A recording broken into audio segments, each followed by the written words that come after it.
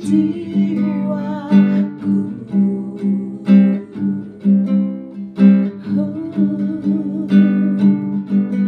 Bawa daku erat dalam pelukanmu,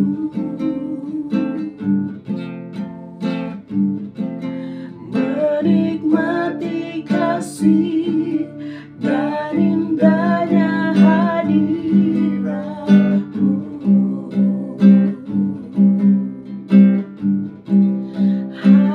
Hadiratmu Tuhan, ku rasakan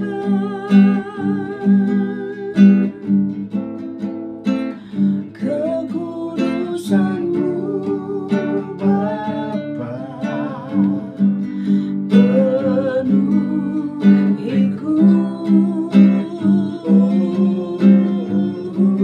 Ku rindu selalu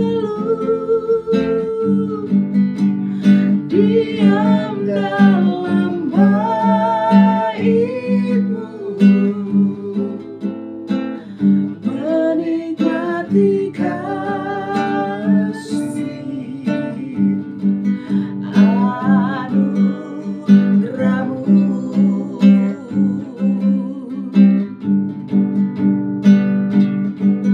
Saat indah berhadapan denganmu, memandang wajah-Mu, Yesus kekasih jiwaku.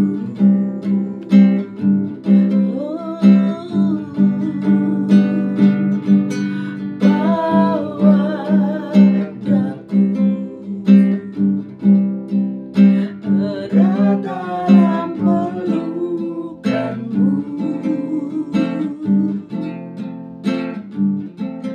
menikmati kasih dan indahnya hadirat-Mu.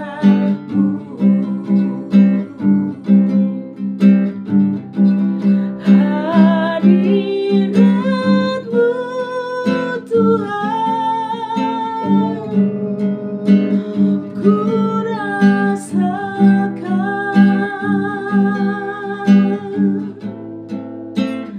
kekudusan-Mu Bapa, penuhiku. Ku rindu selalu diam dalam bait-Mu,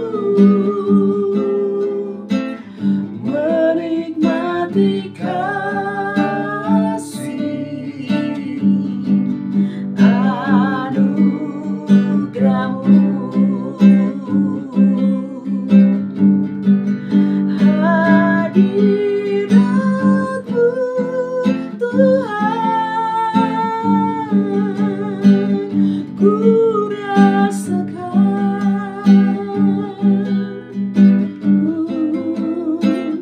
kekudusan-Mu Bapa, penuhiku. Ku rindu selalu diam dalam bait-Mu,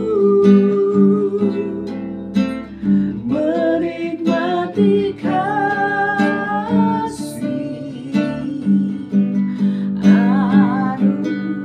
anugerah-Mu.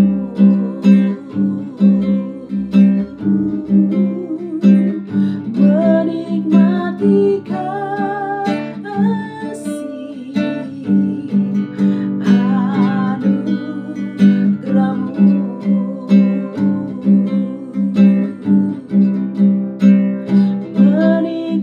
Shalom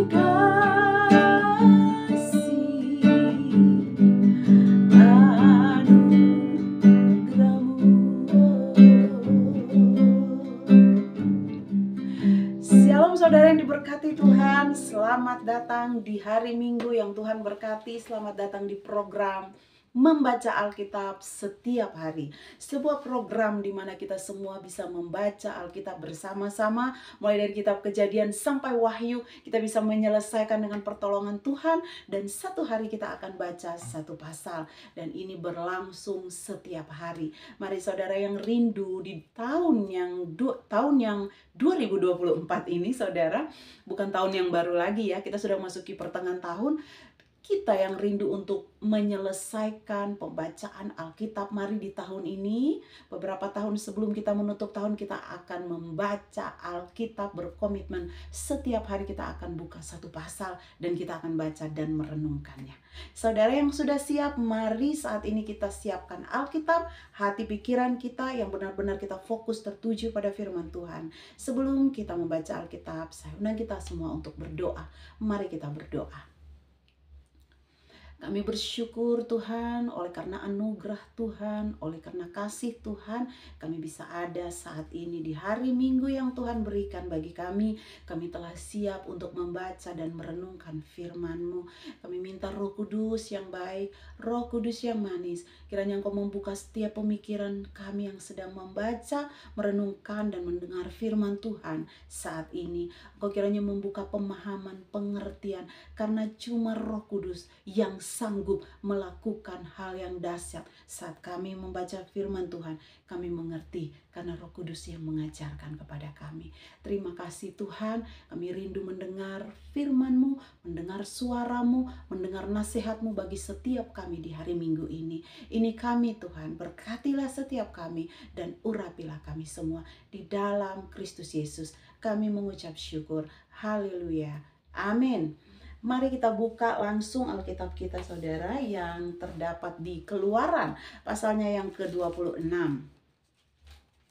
Kemarin kita sudah baca di Keluaran 25, hari ini kita masuk Keluaran 26 ayat 1 hingga ayatnya yang ke-37. Di sana ada perikop saudara yaitu mengenai kemah suci. Dan hari-hari ini kita akan membaca dan mendengar bagaimana tuntunan Tuhan bagi bangsa Israel, bagi Musa untuk melakukan yang Tuhan mau. Firman Tuhan berbunyi mengenai kemah suci. Kemah suci itu haruslah kau buat dari 10 tenda dari lenan halus yang dipintal benangnya dan dari kain ungu tua, kain ungu muda dan kain kirmisi. Dengan ada kerupnya, buatan ahli tenun, haruslah kau buat semuanya itu. Panjang tiap-tiap tenda haruslah 28 hasta dan lebar tiap-tiap tenda 4 hasta. Segala tenda itu harus sama ukurannya. 5 dari tenda itu haruslah dirangkap menjadi satu dan yang 5 lagi juga harus dirangkap menjadi satu. Pada rangkapan yang pertama di tepi satu tenda yang di ujung haruslah engkau membuat sosok kain ungu tua dan demikian juga di tepi satu tenda yang paling ujung pada rangkapan yang kedua. 50 sosok harus kau buat pada tenda yang satu dan 50 sosok pada tenda yang di ujung pada rangkapan yang kedua sehingga sosok-sosok itu tepat berhadapan satu sama lain. Dan haruslah engkau membuat 50 kaitan emas dan menyambung tenda-tenda kemah suci yang satu dengan yang lain dengan memakai kaitan itu sehingga menjadi satu. Juga haruslah engkau membuat tenda-tenda dari bulu kambing menjadi atap kemah yang menudungi kemah suci. 11 tenda harus kau buat. Panjang tiap-tiap tenda harus 30 hasta dan lebar tiap-tiap tenda 4 hasta. Yang 11 tenda itu harus sama ukurannya. 5 dari tenda itu haruslah kau sambung dengan tersendiri dan 6 dari tenda itu dengan tersendiri. Dan tenda yang ke-6 haruslah kau lipat 2 di sebelah depan kemah itu. Haruslah engkau membuat 50 sosok pada rangkapan yang pertama di tepi satu tenda yang di ujung dan 50 sosok di satu tenda pada rangkapan yang kedua. Haruslah engkau membuat 50 kaitan tembaga dan memasukkan kaitan itu ke dalam sosok-sosok dan menyambung tenda-tenda kemah itu supaya menjadi satu. Mengenai bagian yang berjuntai itu yang berlebih pada tenda kemah itu, haruslah setengah dari tenda yang berlebih itu berjuntai di sebelah belakang kemah suci. Sehasta di sebelah sini dan sehasta di sebelah sana. Pada bagian yang berlebih pada panjang tenda kemah itu haruslah berjuntai pada sisi-sisi kemah suci di sebelah sini dan di sebelah sana untuk menudunginya. Juga haruslah engkau membuat untuk kemah itu tudung dari kulit domba jantan yang diwarnai merah dan tudung dari kulit lumba-lumba di atasnya lagi. Haruslah engkau membuat untuk kemah suci papan dari kayu penaga yang berdiri tegak, 10 hasta panjangnya satu papan dan 1,5 hasta lebarnya tiap-tiap papan. Tiap-tiap papan harus ada 2 pasaknya yang disengkang satu sama lain. Demikianlah harus kau perbuat dengan segala papan kemah suci. Haruslah engkau membuat papan-papan untuk kemah suci, 20 papan pada sebelah selatan, dan haruslah kau buat 40 alas perak di bawah ke-20 papan itu. 2 alas di bawah satu papan untuk kedua pasaknya, dan seterusnya 2 alas di bawah setiap papan untuk kedua pasaknya. Juga untuk sisi yang kedua dari kemah suci, pada sebelah utara kau buatlah 20 papan dengan 40 alas peraknya, 2 alas di bawah satu papan dan seterusnya 2 alas di bawah setiap papan.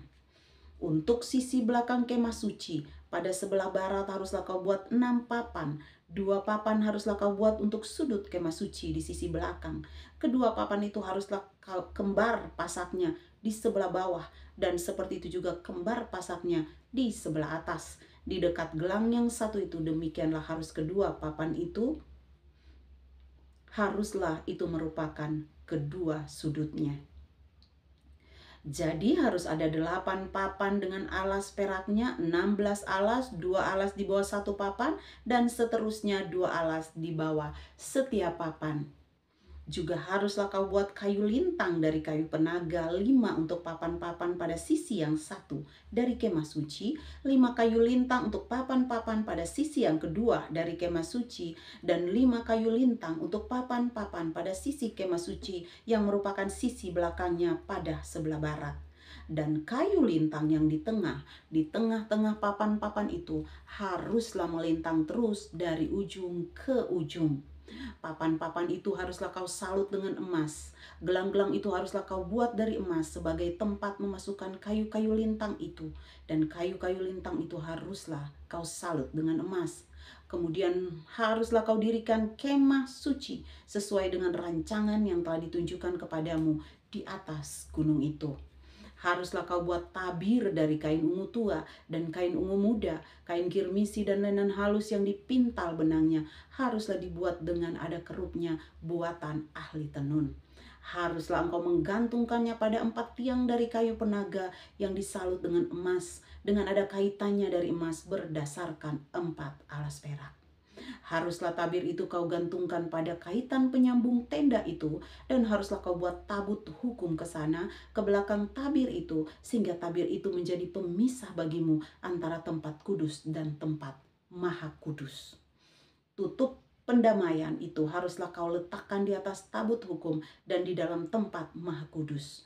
Meja itu haruslah kau taruh di depan tabir itu, dan kandil itu berhadapan dengan meja itu pada sisi selatan dari kemah suci, dan meja itu haruslah kau tempatkan pada sisi utara. Juga haruslah kau buat tirai untuk pintu kemah itu dari kain ungu tua, kain ungu muda, kain kirmisi, dan lenan halus yang dipintal benangnya, tenunan yang berwarna-warna. Haruslah kau buat 5 tiang dari kayu penaga untuk tirai itu, dan kau salutlah itu dengan emas, dengan ada kaitannya dari emas, dan untuk itu haruslah kau tuang 5 alas dari tembaga. Haleluya. Demikian firman Tuhan hari ini dalam Keluaran pasalnya yang ke-26 tentang mengenai kemah suci, di mana bangsa Israel, Musa, diperintahkan Tuhan untuk membuat kemah suci, dan betapa detail yang sudah Tuhan beritakan kepada Musa untuk Musa lakukan, saudara. betapa luar biasa Tuhan kita, betapa Alkitab ini adalah Alkitab yang sempurna sekali. Secara detail di sana Tuhan mengungkapkan hal-hal yang harus dilakukan oleh Musa dan bangsa Israel pada waktu itu. Saya percaya firman Tuhan hari ini memberkati kita semua saudara, dan kita akan terus membaca ini. Pada besok hari kita akan melangkah di Keluaran pasalnya yang ke-27. Mungkin kita akan berpikir bahwa apa untungnya atau apa artinya kita membaca kitab ini, apa artinya kita membaca dengan berbagai detail yang Tuhan katakan kepada Musa. Tetapi dengan pertolongan Roh Kudus, saya percaya setiap firman yang kita baca tidak akan lalu dengan sia-sia. Saudara, itu akan mendapat tempat di hati kita, dan itu menjadi berkat, itu menjadi kehidupan bagi kita. Mari kita taat saja, mari kita setia untuk baca firman Tuhan. Lewat firman Tuhan hari ini kita belajar bahwa Tuhan kita, Tuhan yang maha detail, sampai yang terkecil pun Tuhan perhitungkan. Begitupun saudara dengan permasalahan-permasalahan yang kita hadapi hari-hari ini. Apapun itu saudara, baik sakit penyakit, baik masalah keluarga, keuangan, atau masalah dalam kehidupan sosial, dalam pekerjaan, dalam usaha. Saya percaya secara detail Tuhan mengizinkan itu terjadi untuk maksud Tuhan yang luar biasa. Hanya Tuhan ingin hari-hari ini kita percaya saja, kita taat, kita beriman, karena kita punya Tuhan yang besar, dahsyat. Roh Kudus akan pimpin saya dan saudara hari ini dan selama-lamanya. Pasti kita akan melihat kemenangan yang Tuhan sediakan. Haleluya. Tuhan Yesus besar dan dahsyat. Biarlah Tuhan Yesus yang senantiasa saudara sembah akan terus dimuliakan melalui kehidupan saya dan saudara. Terima kasih saudara sudah bersama dengan kami membaca Alkitab. Mari besok hari tidak jemu-jemu saya katakan bahwa kita akan semakin setia hari-hari ini. Karena hari-hari ini iblis mengganggu kita bukan dengan hal-hal yang lain. Iblis menghancurkan anak-anak Tuhan bukan dengan hal yang lain, tetapi dengan tipu daya yang dia bisikan di kuping kita, di pikiran kita, dan dalam kehidupan kita. Maka apakah yang bisa menolong kita selain firman Tuhan? Terus baca firman Tuhan. Ketika kita sedang sakit, mari kita katakan lewat bilur-bilur Tuhan, aku disembuhkan. Ketika kita mengalami masalah keuangan, kita akan perkatakan ayat Alkitab yang kita baca, yaitu Tuhan rela mati menjadi miskin untuk supaya kita menjadi kaya. Kalau kita takut dengan masa depan kita, kita katakan dari firman Tuhan yang kita baca setiap hari, bahwa rancangan Tuhan adalah rancangan damai sejahtera, bukan rancangan kecelakaan, untuk memberikan kepada kita hari depan yang penuh harapan. Maka hari-hari ini perbanyak dengar firman Tuhan, perbanyak masuk dalam pikiran dan hidup kita dengan firman Tuhan, sehingga ketika ada tipu daya iblis, kita akan sanggup menangkingnya dengan firman Tuhan yang kita baca. Oh, luar biasa saudara. Mari besok hari kita bisa sambung kembali baca firman Tuhan dengan setia. Terima kasih untuk kebersamaan. Terima kasih sudah bersama dengan kami selama ini. Sudah subscribe, like, komen, dan share video dari kami. Tuhan Yesus memberkati. Selamat hari Minggu. Selamat beristirahat dengan keluarga. Berbahagia, bersuka cita dalam kasih anugerah Tuhan. Immanuel, Tuhan Yesus memberkati saudara. Amin.